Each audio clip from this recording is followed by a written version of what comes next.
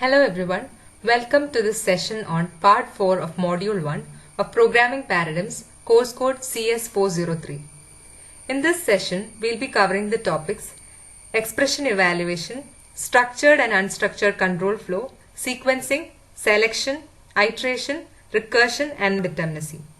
I am Dr. Renu Mary Daniel, Assistant Professor, Department of CSE, RSET. Once again, welcome to this session. Let's start our discussion with the ordering of program execution. Software has an order of execution. This is the program sequence, meaning the order in which your lines of code will be executed.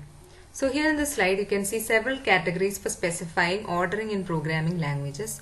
The first one is sequencing. The execution of statements and evaluation of expressions is usually in the order in which they appear in a program text. So if you don't have any conditional or statements or iterative statements, usually we'll follow the order of execution will be in a sequential order. Next category is selection or alteration, wherein there will be a runtime condition and the runtime condition determines the choice among two or more statements or expressions. So if the condition evaluates to true, one set of statements will be executed. If it is false, another set will be executed. Next category is iteration, wherein a statement is repeated a number of times or it is repeated until a runtime condition is met. Next category is procedural abstraction, wherein you will have code enclosed within subroutines, and the subroutines encapsulate the collection of statements. Subroutine calls can be treated as single statements. Finally, we have the concept of recursion, where subroutines call themselves directly or indirectly to solve a problem, and the problem is defined in terms of similar versions of itself. Let's continue our discussion about ordering the program execution. So the next category is concurrency, wherein two or more program fragments are executed in parallel either on separate processors or interleaved on a single processor. So we had discussed about parallel programming paradigm, and an example was Apache Hadoop. So in MapReduce, we'll split up a task into several subtasks, and each of these subtasks will be executed in parallel. So this means that we cannot solve recursive problems using this approach because one task requires the output of the previous step. So such problems cannot be solved using this approach. Next category is exception handling and speculation. Program fragment is executed optimistically based on some condition. So we'll assume that some condition is true. If it is false, handlers handle it. For instance, if we have a problem like division by 0, then it will raise an arithmetic exception and the exception handlers will handle it. I'm sure you have learned this while studying Java. Next one is non-determinacy, that is the execution order among alternative constructs is deliberately left unspecified, indicating that any alternative will lead to a correct results. So we'll see examples of this shortly. Let's now discuss about expression syntax in programming languages. So an expression consists of operands and operators. An operand is an atomic object such as a variable or a number. An operator or function is applied to a collection of operands or arguments, each of which can also be expressions. Notice that conventionally the term operator refers to a built-in function with special syntax. For instance, if you take the example of Lisp, which is a functional programming language, it has no concept of operators as such. Even if you write plus 2, 2, it means that we are doing 2 plus 2, the operation 2 plus 2, and plus is the function here. 2 and 2 are both arguments to the function. So for example, a plus b might really stand for a function called like sum a comma b or a dot sum b. Let's now see some common syntactic forms for operators. The first one is function call notation, that is SUMFUN with arguments a comma b comma c. Infix notation for binary operators, wherein you have an operator which takes two operands a and b, and the operator will be in the middle of the operands. Next one is the prefix notation for unary operators like minus minus a, minus minus operator in C, C++, etc. Or it can even be a postfix notation wherein the operator will be placed after the operand. Then we have Cambridge Polish notation as in Lisp. So if you look at this example, we have within the outer parenthesis star, then inner parenthesis plus 1, 3, 2, which will evaluate finally to 1 plus 3 star 2, which is equal to 8. We can even have multi-word infix notation as in ternary operator in C, that is A greater than B, A colon B will evaluate to A if the condition is true, or otherwise the value of B will be taken up. So let's start our discussion about precedence and associativity. Now the use of infix notation sometimes leads to ambiguity as to what operands an operation should be applied to. Let's take a Fortran example of an expression. Look at this expression: A plus B star C star star B star star E by F. So there are various ways of interpreting how this particular expression can be evaluated. The first option is shown as the first bullet point. So there are several ways of interpreting it, in fact. So the first option, it can be the first option, or you can interpret it as in the second option, or it can even be interpreted as shown in the third bulleted point. So which of these ways should we use to evaluate this expression? A programming language must be able to disambiguate such expressions. There are two options. So most programming languages will help us disambiguate it using parentheses. So the ones in the innermost parenthesis will be evaluated first. The next option is to define operator precedence and associativity in the language that specify the order of evaluation in the absence of parentheses. Now let's start discussing about operator precedence and associativity. In computer programming, the order of operations or operator precedence is a collection of rules that reflect conventions about which procedures to perform first in order to evaluate a given mathematical expression. So if you have an expression in which a part contains an operator of higher precedence, then that part gets evaluated first. Higher operator precedence means that a collection of operators group more tightly in an expression than operators of lower precedence. So talking about operator associativity, it comes into play when you have an expression wherein there are several operators of equal precedence. Associativity determines order in which consecutive operators of equal precedence are evaluated. So there are two types, left to right or left associativity, and right to left or right associativity. And in left to right associativity, if you have an expression like A plus B plus C, the A plus B part gets evaluated first and then the remaining will get evaluated. So it starts from the left hand side. Whereas in right to left associativity, if you have an expression A plus B plus C, the B plus C part gets evaluated first. Most operators in most programming languages are left associative, and some exceptions are: in Fortran, star star operator is right associative. In C, plus plus and minus minus operators are right associative. All operators in APL are right associative. The star star operator in ADA is non-associative. So the programmer must explicitly use parentheses to determine the order of operations. I'm sure you might have all encountered this table illustrating the precedence and associativity of operators in C. So as it is shown in the table, the highest precedence is for parentheses, square brackets and arrow operator in C. It has left to right associativity. In fact, most of the operators have left to right associativity. Whereas if you look at the case of unary operators, they have right to left associativity. Now let's discuss about the concept of short circuit evaluation. Computing the Boolean value of an expression without evaluating the whole expression is called short circuit evaluation. I'm sure you all might have encountered short circuit evaluation. However, you might not be familiar with the term itself.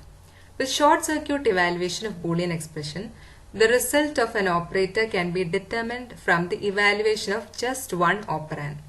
C, C++ and Java use short circuit logical and or operators. Consider the expression A greater than B and A greater than C. So here we have logical AND operator, and we know that logical AND operator evaluates to true only if both operands are true. So if the expression A greater than B, if the first expression evaluates to false, then the entire expression evaluates to false and there is no need to evaluate the second expression A greater than C. Similarly, in the case of the example A greater than B or A greater than C, we know that the logical OR operator evaluates to true if either one of the operands evaluate to true. So if the first expression a greater than b is true, then that means there's no need to evaluate the second expression a greater than c, and the entire expression evaluates to true. So this short circuit evaluation is also called lazy or delayed evaluation because operands are passed unevaluated. The second operand is evaluated only if needed. Some other examples where short circuit evaluation might be useful is given below. So we have two looping statements. One is a for loop and the one is a while loop. Within the for loop we have a logical AND operator, and the first expression, if you notice, in both cases are comparatively simple when compared to the second expression. Talking about assignment statements, this is used to assign a value to a variable. So in simple assignments, we use the symbol equal to in Fortran, Basic, PL, I or C, C++ and Java. Whereas in Algol, Pascal and Ada, we use the colon equal to symbol. C-based languages use the equal to operator as the equality relational operator to avoid confusion with their assignment operator. We can also have conditional targets. For instance, if you notice in the statement flag count1 colon count 2 equal to 0, it's very similar to the ternary operator in C.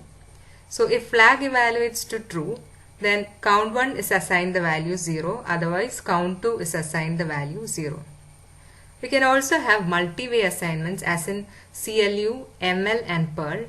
So if you have the statement a comma b colon equal to c comma d, it assigns c to a and d to b simultaneously. Or if you have a comma b colon equal to b comma a, it swaps the values of a and b. Or if you have a comma b equal to 1, it assigns 1 to both a and b simultaneously. Another category of assignment statement is the compound assignment operator.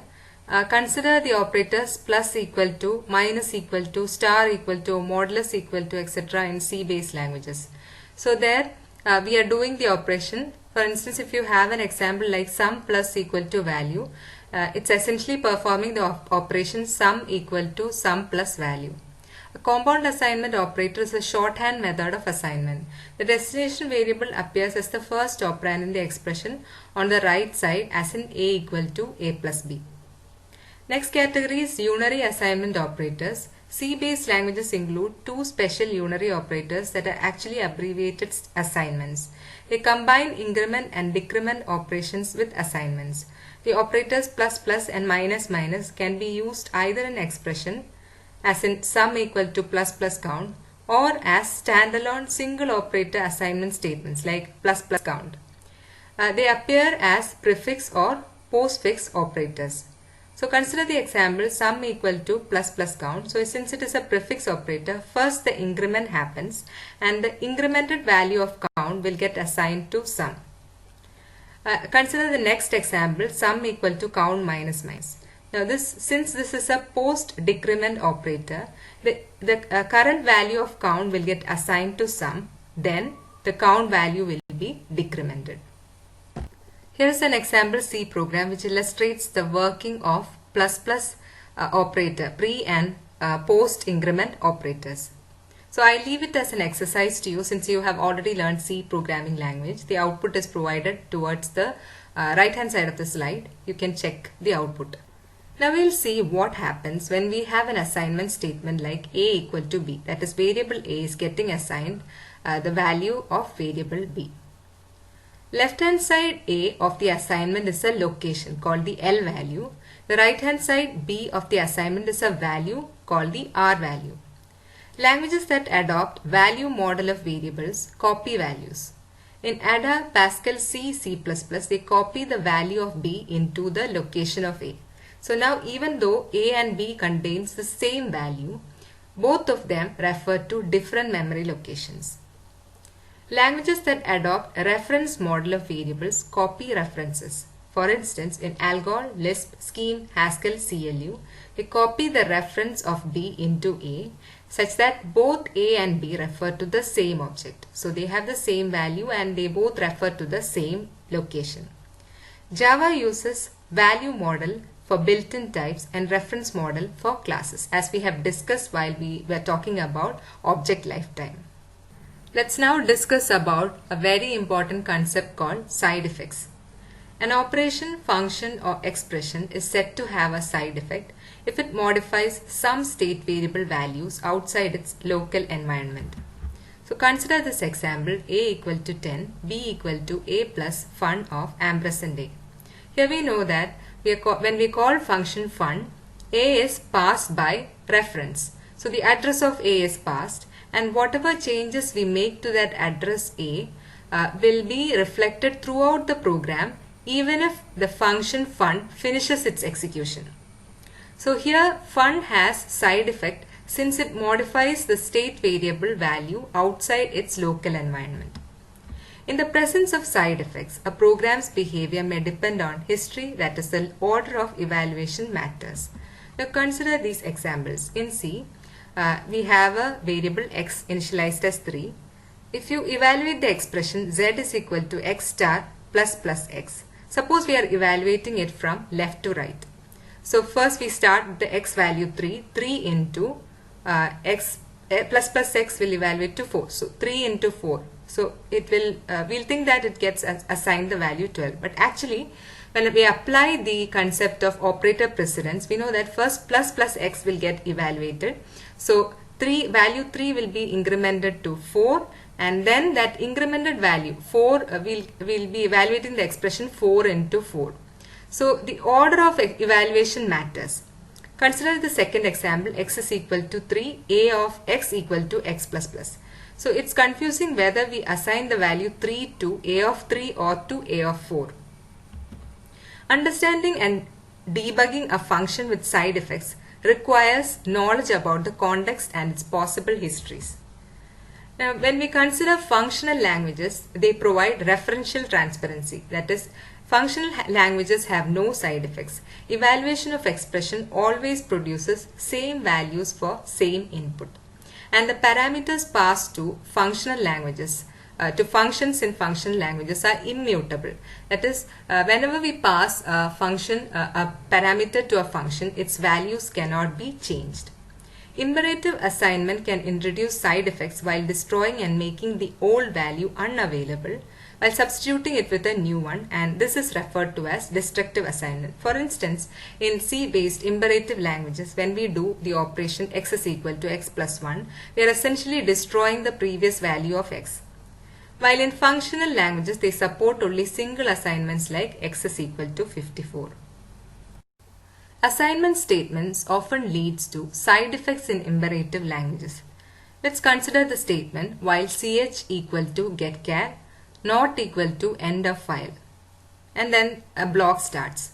So why do we put the parenthesis around the assignment ch equal to getchar? The reason is that the operator not equal to has higher precedence when compared to the assignment operator, and if you don't put a parenthesis around ch equal to getchar, the expression getchar not equal to EOF will be first evaluated. Another kind of expression side effect is that it leads to expressions that are difficult to read and understand. For instance, look at the statement given below: a equal to b plus c equal to d by b plus plus minus 1. So it requires that you should know, you should have a thorough understanding about the operator precedence to get the correct evaluation of this expression. Now, seeing the statement in ij, I equal to j equal to 3. So here we know that the expression within the parenthesis will be evaluated first. So j gets assigned the value 3, which in turn gets assigned to I. So seeing this, a novice programmer may confuse the statements while b equal to 10 and the statement while b equal to 10. Now the first while loop, the condition in the while loop, while b equal to 10, tests if b evaluates to 10. While the second statement, we know that it returns 10. It always returns 10 because b gets assigned the value 10, and it always checks while 10. We know that any value greater than 0, while 1 or greater, will make the expression always evaluate to true, and so you will get results that are undesired. As we have seen, a fundamental difference between imperative and functional languages is that imperative languages have side effects while functional languages do not have side effects. In imperative languages, computation is an ordered series of changes to values of variables in memory, and statement ordering influences the values of the variables at runtime. Expressions in function languages are referentially transparent. All values used and produced depend on the referencing environment of the expression and not on the evaluation time of the expression. A function is idempotent in a functional language. It always returns the same value given the same arguments because of the absence of side effects. And we have also seen that parameters passed to functions in functional languages are immutable. Let's now discuss about variable initialization. There are two types, implicit and explicit. In implicit initialization, by default, variables will be assigned the value 0 or nan, or not a number. In explicit initialization, the programmer has to perform initialization of variables. If it is not initialized, then the variable will have some garbage value. So let's take the example of C programming language. We know that several storage classes are there. In the case of extern and static storage classes, it will have implicit initialization of variables to value 0. While in auto and register, if we don't explicitly initialize values, then it will contain some garbage values. Let's now see an example C++ program. So here in this program we have a global variable x which is initialized as 0. Within the main function we have a variable p which stores the sum of values returned by two functions f1 and f2. Within f1 we are setting the value of the global variable x as 5 and it returns the value 5, while in f2 we set the value of the global variable as 10 and it returns the value 10. And finally in the main function we are trying to print the latest value of the global variable x. Now what would be the output of the program? Will it be 5 or 10? The output is undefined as the order of execution of f1 plus f2 is not mandated by standard. The compiler is free to first call either f1 or f2. Only when equal level precedence operators appear in an expression, the associativity comes into picture. For instance, if we have an expression like f1 plus f2 plus f3, it will be considered as f1 plus f2 then plus f3. But among the first pair f1 plus f2, which function is evaluated first, it's not defined by standard. So suppose in this case, f1 is called first and f2 is called next, then the output given by the program will be 10. But if it is vice versa, the output given will be 5. So as we just now discussed, precedence and associativity define rules for structuring expressions. But expression evaluation order may be determined by the compiler for increasing efficiency. For example, in the expression a minus f of b minus c star d may be structured as a minus f of b as a sub-expression minus c star d as a sub-expression by the compiler. But either a minus f of b or c star d can be evaluated first at runtime. Similarly, evaluation order of function parameters is compiler dependent. For instance, consider the code snippet shown below. Void fun int in I equal to 2, and inside the function called you are passing I++, comma I++. There is no guarantee in either C or C++ standard language definition that the increment will be evaluated in any particular order. Either increment might happen first. Function func might get the arguments 2, 3, or it might get the arguments 3, 2, or even the order 2, 2. It is never safe to depend on the order of evaluation of languages which have side effects. There are two major reasons why the order of evaluation of an expression can be important. The first reason is that in imperative languages there might be side effects and the resultant value will vary depending on the order of evaluation of expression. Another reason being that compiler might reorder expressions to increase efficiency of execution. So let's take the example of the expression a minus f of b minus c star d. So if f of b above modifies the value of d, then the expression value of the final expression will depend on the operand evaluation order. That is whether a minus f of b is evaluated first or c star d is evaluated first. Then code improvement. Compilers rearrange expressions to maximize efficiency. For instance, if you have two statements like A equal to B of I and C equal to 2 star A plus 3 star 4, then the sub-expression 3 star 4 will be evaluated first when compared to 2 star A because value of A has to be loaded from memory. Another thing is common sub-expression elimination. Consider the statement A equal to B plus C and D equal to C plus E plus B. Then the statement D can be modified as or rewritten as D equal to A plus E because there is a common sub-expression B plus C there. So if we try to eliminate common sub-expressions, then it will improve efficiency because we do not need that much registers for storing temporary values. Now we'll see some problems associated with expression reordering by the compiler. Rearranging expressions may lead to arithmetic overflow or different floating point results. Consider the case when we have three very large positive integers b, d and c. Then if we have a statement b minus c plus d and it is rearranged to within parenthesis b plus d minus c, then two large integer values will be added up together. Then only the subtraction will take place because we are using parenthesis, and the expression within the parenthesis will be evaluated first. So during that first operation itself, arithmetic overflow might occur. Similarly, floating point value of the expression b minus c plus d, wherein b minus c is evaluated first, may differ from the expression b plus d minus c, wherein b plus d is evaluated first. Most programming languages will not rearrange expressions when parenthesis is used. In Java, expression evaluation is always left to right and overflow is always detected. In Pascal, expression evaluation is unspecified and overflow is always detected. C and C++, expression evaluation is unspecified and overflow detection is implementation dependent. Let's now discuss about control flow constructs. It is of two types, structured and unstructured flow. In unstructured flow, we'll be using goto statements and associated labels to jump back and forth within a program, bypassing the normal sequence of execution. Whether it is considered as an advantage or disadvantage, it's generally considered bad, but sometimes it is useful for jumping out of nested loops and for dealing with errors and exceptions.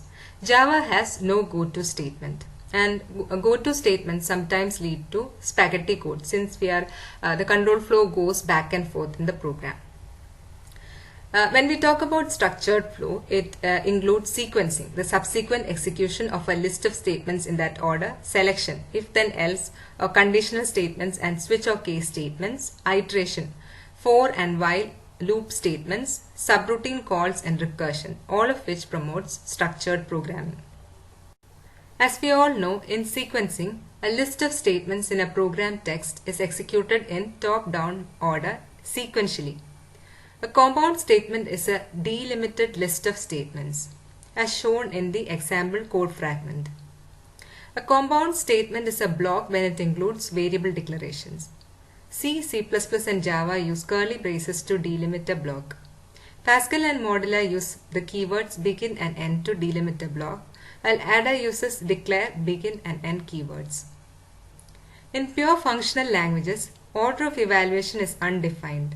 Values are computed when they are needed. Let's now discuss about selection statements. These are forms of if-then-else statements. So C and C++ EBNF, that is extended Backus-Naur form syntax, is provided below. That is if expression, then statement, else statement. So you learn about EBNF form when you study theory of computation. So if the expression evaluates to 0, that means the expression, the condition is false, and the statements associated with the else clause will be executed. Otherwise, the statement associated with the then clause will be executed. If more than one statement is used in a clause, grouping with curly braces is required. Java syntax is just like C, C++, but the condition is Boolean type. The expression evaluates to true or false instead of 0 and 1. Ada syntax allows use of multiple else if to define nested conditions. If condition then statements, else if condition then statements, and so on. It's like an else if ladder in C. The switch case statement is another kind of selection statement. It's different from if then else statements in that an expression can be tested against multiple constants to select statements in one of the arms of the case statement. C, C++ and Java syntax for switch case statements is provided below.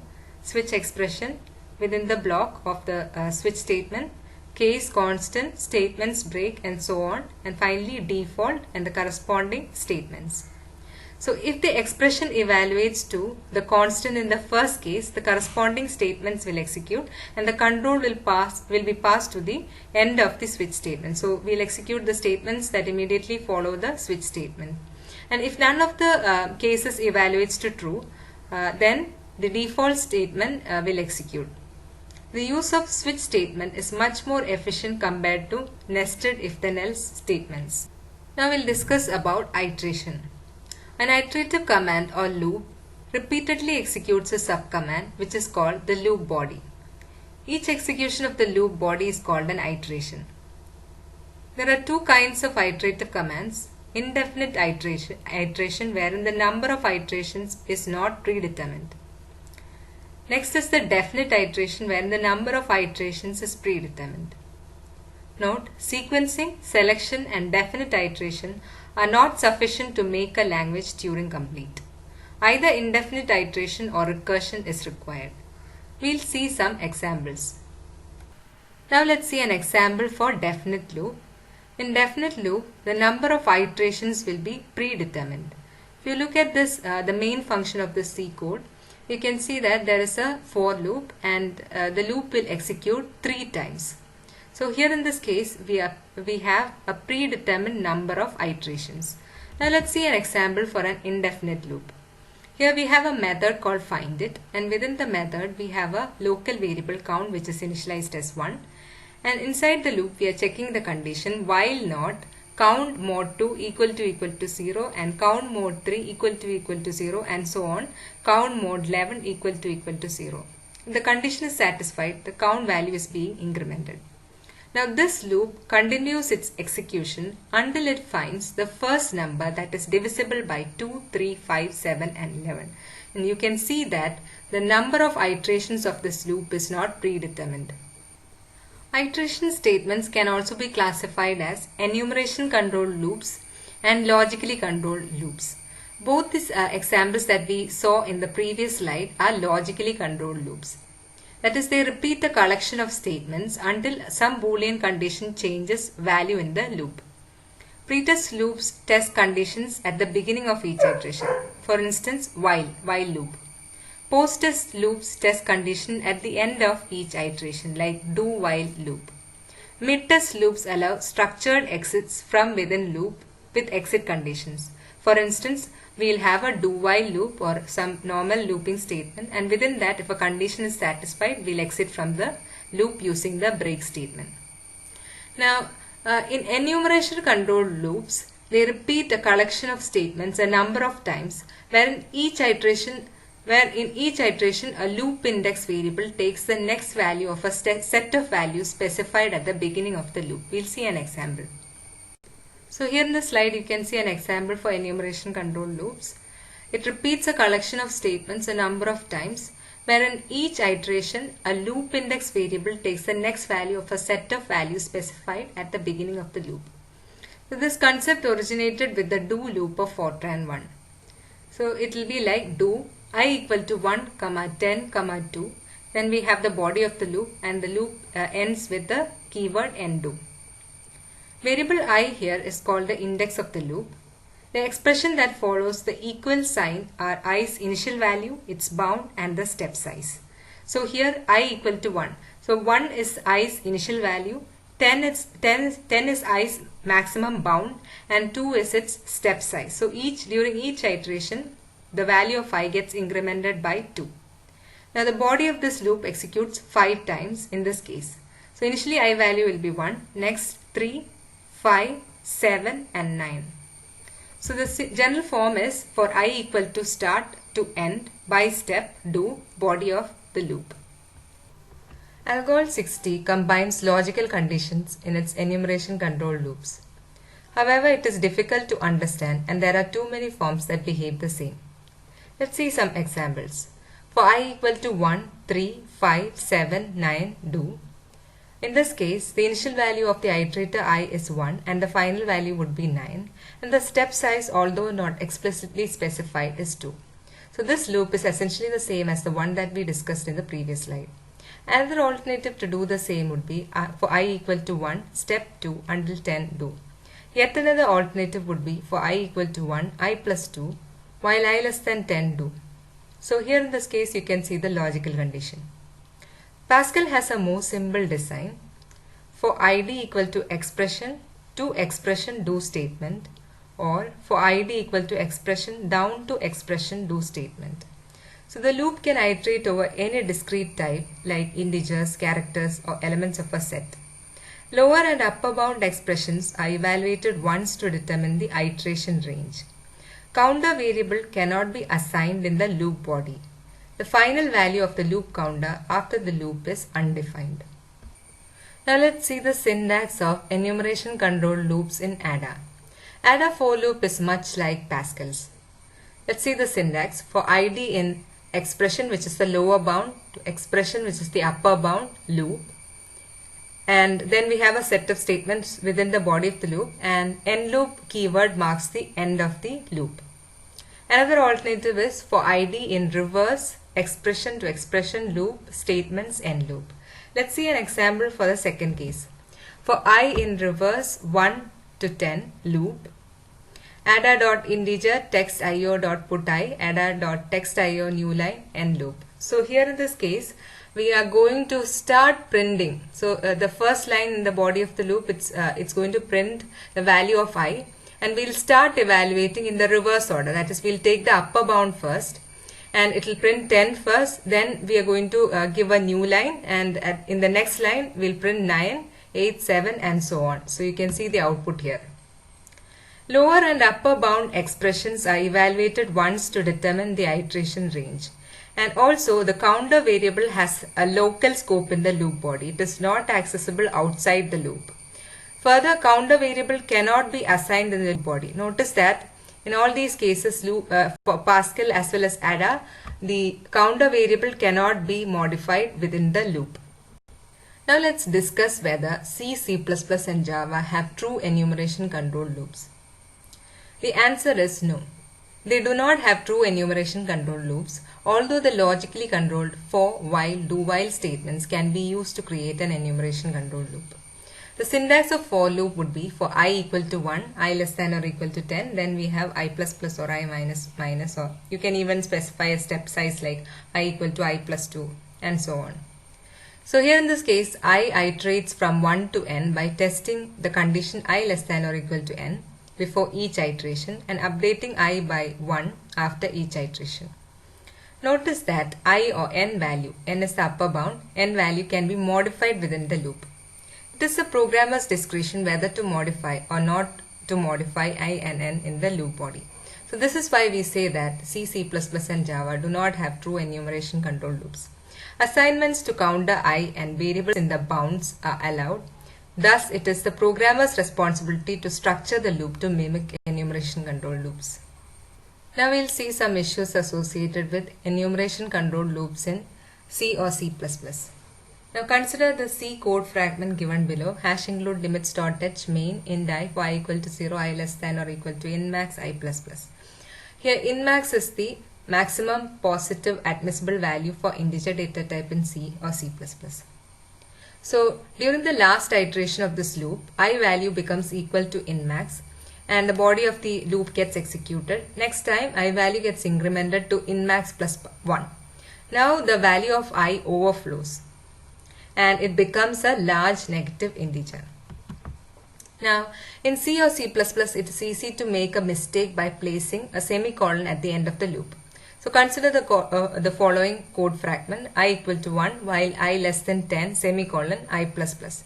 Now we can see that this loop will never terminate. It keeps on iterating. Fortran 77, in Fortran 77 the C++ overflow problem is avoided by calculating the number of iterations in advance. And for real typed index variables, an exception is raised when overflow occurs. Pascal and ADA also it can avoid overflow problem in C or C++. Let's now start discussing about recursion. The process in which a function calls itself directly or indirectly is called recursion, and the corresponding function is called as recursive function. Recursion and logically controlled iteration are equally powerful. Recursion can be less efficient, but most compilers for functional languages will optimize recursion and are often able to replace it with iterations. Recursion can be more elegant to use to solve a problem that is recursively defined. Here in this slide, I have provided an example to illustrate that recursion and iteration, logically controlled iteration, are equally powerful. The problem here is to find the greatest common divisor of two numbers, a and b. GCD of a comma b is equal to a if a is equal to b. It's equal to GCD of a minus b comma b if a greater than b. And if a is less than b, it is equal to GCD of a comma b minus a. Now towards the right hand side of the slide, you can see the implementation of this problem. The first part of it shows how we can solve this problem using recursion. So here we have a function called GCD which takes two integer arguments as input and returns an integer value. So if a equal to b, it returns a, else if a greater than b, it returns GCD of a minus b comma b, else it returns GCD of a comma b minus a. Now we'll see how the same problem can be solved using iteration. So we have the same function GCD, and it takes two integer arguments as input and it returns an integer value. Then we have a label called start. After that we have if a equal to b, the function returns a, else if a greater than b, we do a equal to a minus b, and then we go to the label start. So here using the goto statement and the label start, we are simulating a logically controlled iteration, and using this again we will be able to solve the same problem. Now we'll discuss about two important functions. One is head recursion and the one is tail recursion.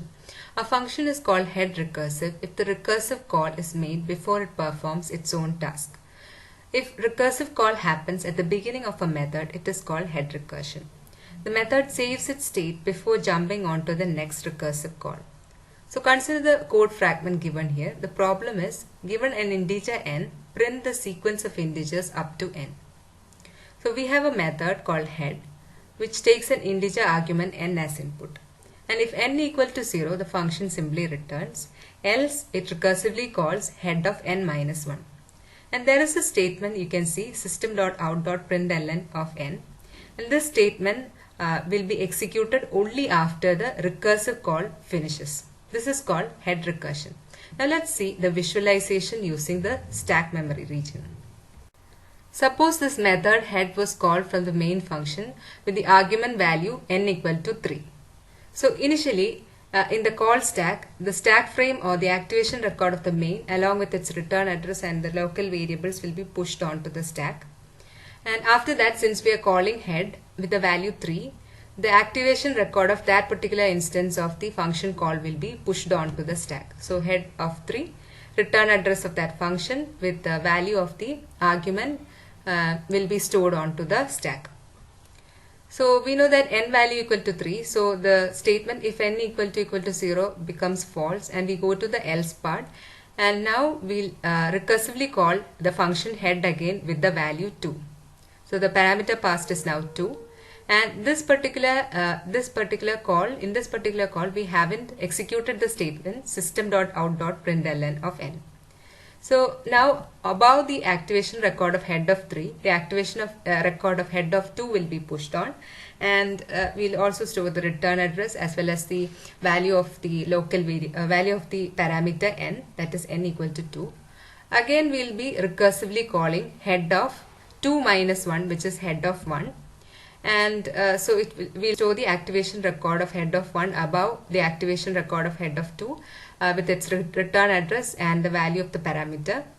Now from head of 1 again we'll call head of 0 and the return address as well as the value of the input parameter will be stored in the activation record. Now at this point, n value, the statement if n equal to 0, the conditional statement evaluates to true and it returns.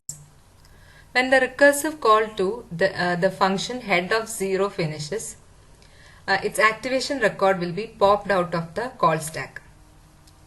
And we'll be back in the statement just after the function called to head of 0. So now the currently active function is head of 1, and the value of n is now 1, and we'll be executing the statement just after the function called to head of 0, that is system.out.println 1, and that value will be printed onto the console window. Now head of 1 finishes its execution and its activation record will be popped out of the call stack. Now the currently active instance is head of 2, and we will be printing the statement system.out.println n in head of 2. So the current value of n is 2, and that value will be printed onto the console window. And once this finishes, head of 2 completes its execution and its activation record will be popped out of the stack. Now the active function is head of 3, and that value of n is printed onto the console window, that is system.out.println in head of 3 executes and the value 3 is printed onto the console window, and the activation record of head of 3 is popped out of the stack. And finally the main function finishes its execution and it is also popped out of the call stack. Now let's discuss the concept of tail recursion. A function is called tail recursive if the recursive call is made after it performs its own task. If the recursive call occurs at the end of a method, it is called a tail recursion. The tail recursion is similar to a loop. The method executes all the statements before jumping on to the next recursive call. So here in this example code fragment, you can see the corresponding method for tail recursion. So this is just the same as the method head that we have discussed previously. Both of them tries to solve almost the same problem. That is, given an integer n, print the sequence of integers. Public void tail, it takes an integer argument as input. If n equal to 0, it returns. Else, first it prints the statement system.out.println, and then it makes the recursive call to tail of n minus 1. Let's check the visualization of how the call stack gets populated when the function tail is recursively called. So initially the main function gets executed and the activation record of the main function gets pushed onto the stack. From the main function, suppose the function tail is called with the parameter 3. So the activation record of tail of 3 will get pushed onto the stack. And now it executes the statement if n equal to 0. So 3 is not equal to 0. We go to the else part of it. And now we execute the statement system.out.println n. So the value 3 will be printed onto the console window. Then only we will be calling tail of n minus 1, which is tail of 2. Now the activation record of tail of 2 will be pushed onto the stack. And again, the statement if 2 equal to 0 will be executed, it is false, and the else part will be executed, that is system.out.println of n, and the value 2 will be printed onto the console window. Now we will recursively call tail of 2 minus 1, which is tail of 1, and the activation record of tail of 1 gets pushed onto the stack. Now within tail of 1, we will be again executing the statement system.out.println n. So the value 1 will be printed onto the console window, and then we will be calling tail of 0. So this is how the output will be printed. Finally, let's discuss about non-determinacy. Non-deterministic control flow occurs when the next computation step is made randomly from a set of alternatives. It will look something like this: select x equal to 4 or y equal to 6 or print hello. So one of these several alternatives can be randomly chosen for execution. A non-deterministic construct is one where the path is not specified. Non-deterministic constructs turn out to be very useful in concurrent programming because random execution paths sometimes help to avoid deadlock.